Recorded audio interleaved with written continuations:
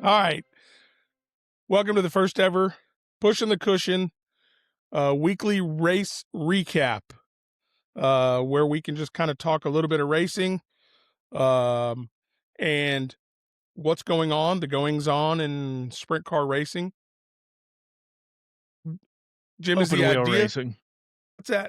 Open wheel racing. We might be sprint car snobs, but we also appreciate a good midget race, some micro races. This is coming from the guy who took the racer into be the mechanic and the mechanic to be the racer and then sticks his first ever Power Ride National Show. That was See? It's huge. It was a big weekend. That's not why we're doing this. That was a big weekend. Why we're doing you this. deserve all the respect it's not for that. why we're doing this.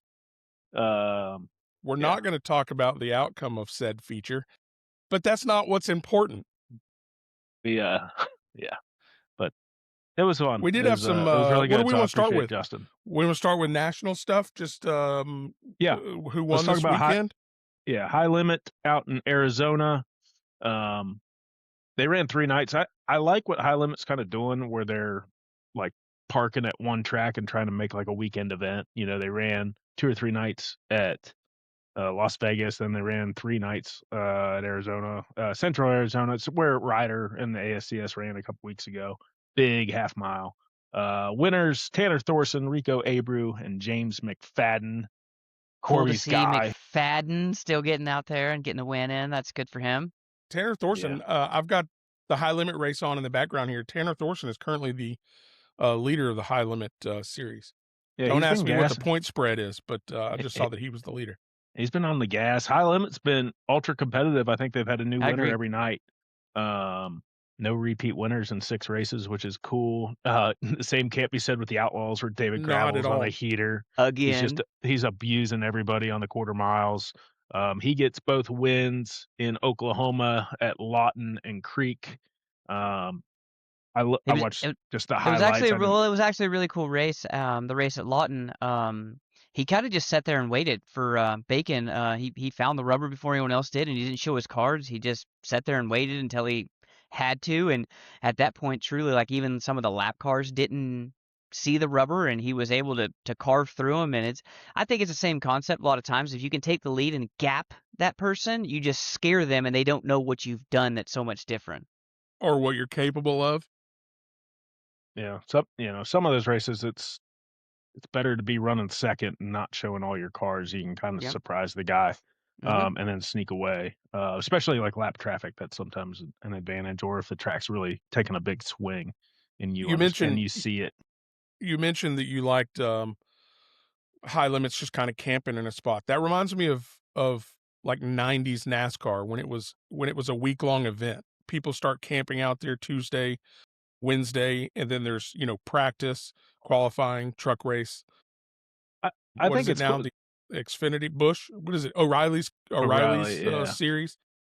And they don't do it all the time. Like they're running tonight, which is a Tuesday, and then they've got races this weekend in Amarillo and Dodge City, Kansas. So they do hit the road quick, but I think it's just good to settle down and have those good weekends. And the Outlaws do it too. They'll run back-to-back nights at Knoxville in the summer, Port Royal. They did it at Kennedale. Yeah. I think it's a great way to kind of start, especially if you're going to go to Las Vegas. Like, let everybody go vacation for 3-4 days. And then run in Arizona. I think it's just a really smart way that they are handling their season. You think our previous car owners would have let us spend 4 or 5 days in Las Vegas? No, never. No. That was a trick question. I think we all knew the answer to that. You're right.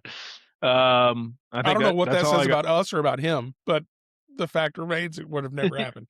Right. No, we're killing that. And then the National Midget Show at TMS. Jacob Denny won both nights. Absolute on a tear right now. Yeah.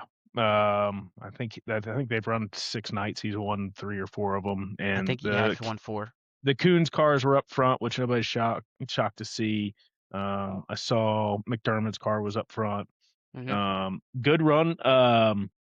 from local, Zane Lawrence was hauling ass on Saturday. You got Eh, a good look. You got a good look at Zane Lawrence for a little while, It's a didn't you? good looking car, but it got smaller in my Yeah, field of Zane view was there going real really good, quick. and the Yeah. same, it's a local guy that's kind of like semi like Sam Haverty going to the national side. Kyle Jones is leading the Power I West right now. Kyle's going Uh, really good. Kyle is a really good midget driver. I think a Ky- lot of people don't look at him as a local driver anymore. that was my I forgot Kyle's a local guy because he's a national guy. He Yeah, runs yeah. up front in really good stuff. He's leading the West points. I don't know if he's hmm going to chase the West or if he's going to go to the national tour. How There's about a only moment like for the mustache? Did he bring it back? Yeah. I haven't seen him since Texarkana last season, but you got to have respect for the mustache. I couldn't do yeah. it. Yeah, he was good. Stubblefield was fast Friday. I think he had some issues Saturday. Um, Ramey had cars out there. Yeah. They were fast, but they seemed to bring out every other caution. Maybe we I can didn't talk see what about him happened. or Yeah, talk about that with him. right. So no, it was fun. The track's cool. I hope they get more races there. The track it's a kind It's of an super odd football uniquely shape. shaped. Yeah. Yeah, like and I agree that I think that 1 and 2 is way different than 3 and 4, and it always just makes for better racing. The same Jacob Denny cruised around on the bottom until he was shown a nose on the top and then went to the top. Any kind of 2-lane racing is always good. The micro races we didn't stay for because they ran late. They ran to like 3 a.m. Friday, and I'm sure it was late Saturday too because I left after we loaded up. But um, I hope that's a really cool marquee facility. I hope it gets more, either the big track or the small track. Like we need to be there and have big events. And, High I Limit agree. finishes their series at the big one, and it just doesn't feel like a big event, but hopefully they stick with it. And the little track is gnarly. It's got its place in the midget micro world for some of these early spring marquee events with the It good was weather. It was, quick. yeah, It was fun to watch. And the yeah. same, to give Martin Edwards some credit, doing track prep. Martin knows what he's doing, and that helps tremendously. Martin busted his butt. The same, they did a full rework after the heat roll. Was it like right after the midget B? I don't. You wasn't in the midget B. You didn't have to worry about that this last It's not, weekend. But I yeah. think I think it was right Again, after the that's midget not why B. we're doing this podcast, but That's why I'm doing um, it. yeah. But no, they farmed it right before our main hmm and kind of spooked me a little bit. But our car was really good, but I You drove it get over the that. cushion You like get an that on idiot. those big jobs, Jim. Yeah, that's right. When Yeah, you and then stick the feature, it's you tend to get better surface. yeah, and so I drove it over the cushion like a moron, and then we weren't bad on the bottom. Where we're kind of back there mixing it up with cars that we should have been around, and ultimately the rear brake rotor snapped in half, and that was a fun 2 corners trying to figure out what was going on back there. So it went um into turn 1. I went to the brakes and I had pedal, but the car didn't slow down at all. And I was like, well, that's really weird. And then we went into turn 3 and the pedal went straight through the motor plate. You know what was fun, Uh, Jim? You know what was fun? The rest of us trying to figure out what went wrong when you were on the infield for 25 yeah, laps. right. With a bloody nose and just blood coming in. Well, we didn't The know that infield at the worker, I took time. my helmet off. The infield worker goes, whoa. And I was like, oh, I just need a rag. Like, I'm I've- It's fine. perfectly normal. Don't worry about I it. bet it looked like a murder scene when you took Yeah. that helmet off. Oh man, it started bleeding like right during warm ups. I'm like under the 4 wide. I'm like stuffing my head sock up there to try to get it to stop. It sucked. But anyway, thanks All right, what Justin about Bates the for local letting me run racing? that thing. That was fun. Yeah. What about local racing? Waco ran Claude Friday won like night. his 197th feature, I think, or something like that. Congratulations, Claude father. Claude Yeah. Estes. Especially after he ditched the dead weight that was helping him at the Kennedale Outlaw shows, where he had just unbelievable bad luck and we couldn't get the engine to run for him. And I know he put a lot of time and effort into that effort, and it was really disappointing. I was so disappointed for him that we couldn't, get him out there and let him have some fun at the Outlaw deal. So for him to ditch the dead weight and go down to Waco and get the win, that's a win for everybody. I don't think Super cool anybody's for him. It was anybody's unhappy if Claude No. Claud sticks It, it in the winner's it was No. an all Estes first and second, wasn't it? Yeah, DJ, DJ. his nephew, the older of the two Estes brothers. His And same, then, you got Claude and Daniel, and then you got DJ and Hair Colby. hair flying They're- out of the back of his helmet. They're Oh, the yeah. second most confusing family in sprint car racing. Yeah. They do Yeah. a little bit better about having different schemes on their Yeah, cars right, than we yeah. did. Yeah. And Landon Valenzuela was third in that. So good run there. There's a guy that's fast and on the up. He's got real potential, you know. It's just and with Stasa helping him, I mean, unreal. Just the coaching tips. It's cleaning up some of the small mistakes. It's still the learning curve. Everyone knows that, you know, Jimmy, you've been in that position. I've been in that position. It's hard to like break the balance beam of this is fast enough to this is over the top. He's a guy that wants to learn. He's always talking to people, always asking questions, always very upbeat. He's a guy that's going to be very soon. He's going to be a contender week in and week out. Yeah, the same, because, you know, we can go throw it down to 105. He was absolutely ripping there. He started pole and he led. They had like 10 cautions before they actually went green, and he actually led, and he made just a tiny mistake entering 3 and upset the car and spun it out, actually leading the race. And he was fast. He was really fast. I think Lance Christie went on to get that win. And then the local guys followed him, Trent Dixon in the 3D, and then Trent Dixon was plus 10 to run second. yeah, Lance was So- ripping. Lance was absolutely ripping. I think him and Landon had a really good race coming up, but I said just those rookie mistakes, the young kid mistakes. Lance was fast on Friday too, and then didn't start or didn't finish or something. I was just on my race 105. pass, I don't 105 is know, a cool place.